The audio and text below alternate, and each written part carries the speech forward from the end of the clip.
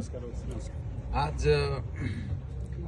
ज्यावेळेस अष्टपदी हा चित्रपट प्रमोट करण्यात आला, पहिल्यांदा या चित्रपटाचं नावच अष्टपदी हे विचार करायला लावणार होतं। मुळात आमच्या बीडच्या कलाकार चंदा सरसेकर यांचा या चित्रपटातला अभिनय आहे हे आमच्या सगळ्या बीडकरांच्या दृष्टीने एक गौरवास्पद बाब होती। आणि ज्यावेळेस आम्ही चित्रपटगृहात प्रमोशनसाठी प्रवेश केला आणि त्यावेळेस चित्रपटाला ज्यावेळेस सुरुवात झाली आणि एकंदरीत चित्रपटाचं कथानक पाहिल्यानंतर सुरुवातीला असं वाटलं की हा जुन्या काळातला एक म्युझिकल टचिंग पिक्चर आहे, परंतु मराठीमध्ये एका वेगळ्या पद्धतीनं संगीत प्रधान चित्रपट काढून या पिक्चरच्या मध्यंतरानंतरची जी उत्सुकता वेगळ्या पद्धतीनं शिगेला पोहोचली।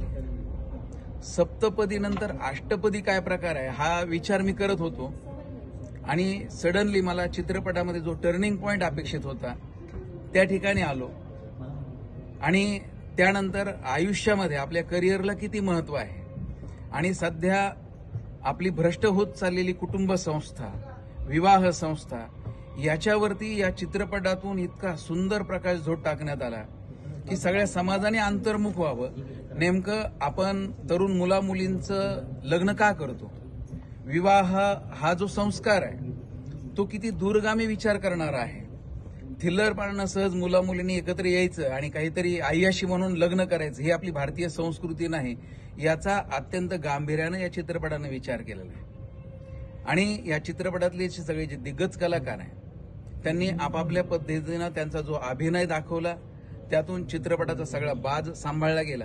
आणि सगळ्यात कौतुकाची गोष्ट ही आहे की एका उच्चभ्रू घरामधल्या मुलीचा विवाह होत असताना त्या घरातले आईवडील, त्यानंतर राजकीय घरातले आईवडील यांच्या बाबतीमध्ये जो काही समाजामध्ये एक वेगळा पाहण्याचा कल दिसून येतो त्याला सुद्धा या चित्रपटानं वेगळ्या पद्धतीनं छेद दिलेला आहे। राजकारणी लोक सगळेच काही वाईट नसतात, समाजामध्ये राजकारण सुद्धा सुधारण्याचा वेगळ्या पद्धतीनं या चित्रपटातून प्रकाश करण्यात आलेला आहे। आमदार, खासदार इत्यादी राजकीय लोकांकडे पाहत असताना आपण हे काहीतरी गुंड प्रवृत्तीचे लोक आहेत आणि हे सतत धाक दपटशाहीनं काम करणारे आहेत, परंतु एका खलनायकाकडून नायकाचा जो प्रवास या चित्रपटामध्ये दाखवलेला आहे तो अत्यंत अंतर्मुख करणारा आहे। आणि त्यातून या चित्रपटाला जो जिवंतपणा आलेला आहे तो सगळ्या प्रेक्षकांना अतिशय भावलेला आहे।